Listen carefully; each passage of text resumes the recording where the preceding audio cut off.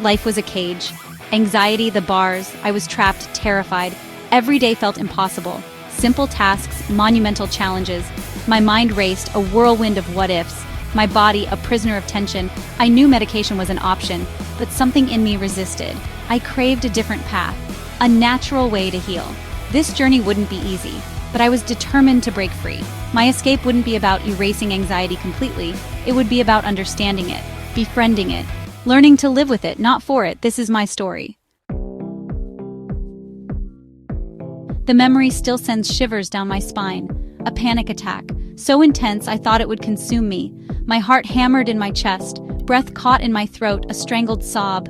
I was at work, surrounded by people, yet utterly alone. The world spun, a dizzying blur. My body screamed danger, but my mind knew better. This was anxiety, untamed and terrifying. That day something broke, but something else shifted. I couldn't live like this anymore. This wasn't living, it was merely existing. I needed to fight. For myself, for my life. My healing journey began with a single breath. Inhale, exhale. It sounds simple, almost trivial, but in the midst of anxiety's grip, breath became my anchor. I discovered mindfulness, paying attention to the present moment, not judging my thoughts, just observing them. It was incredibly difficult at first, my mind a runaway train, but gradually I learned to slow it down. Each breath, a victory, each moment of presence, a step away from fear. It wasn't about stopping the thoughts, but changing my relationship with them. Acceptance, not avoidance. My body, once a vessel of tension, craved movement. So I started small. Walks in nature, gentle stretches, each step a release, each movement a reclaiming of my physical self. Exercise became my therapy. It wasn't about punishment or achieving a certain physique. It was about feeling my body, connecting with it, releasing the pent-up energy that fueled my anxiety. The endorphins helped, of course. But more than that, it was the sense of accomplishment, the proof that I could push myself beyond my comfort zone. Exercise became a metaphor for life-facing challenges head-on.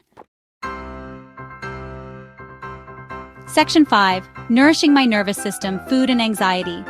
My diet underwent a transformation. Processed foods, sugar, caffeine, all gone. They were fuel for the anxiety fire.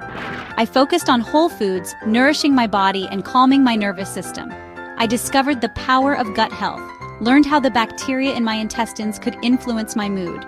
Fermented foods, probiotics, prebiotics, these became my allies in the fight against anxiety.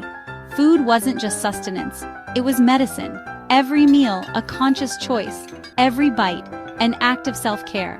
I began to listen to my body, understanding its needs and cravings. Section 6. The power of connection and vulnerability. For too long, I suffered in silence. Shame kept me isolated, trapped in my own anxious world.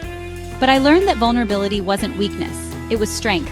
I started talking to friends, family, a therapist, sharing my story, my struggles, my fears.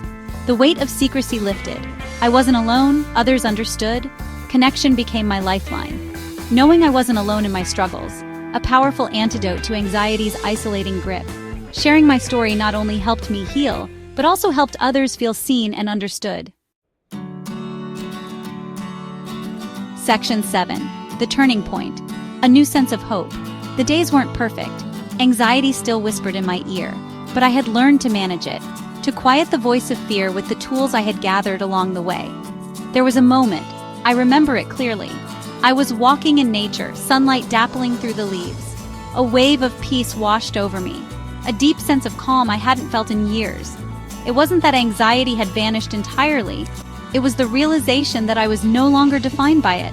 I had found my strength, my resilience, I had found hope.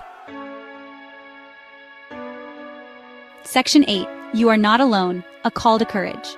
If you're reading this, struggling with anxiety, know that you're not alone. I've been there in the depths of despair, but I also know that healing is possible.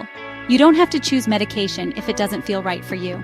There are other paths, natural ways to reclaim your life. Start small.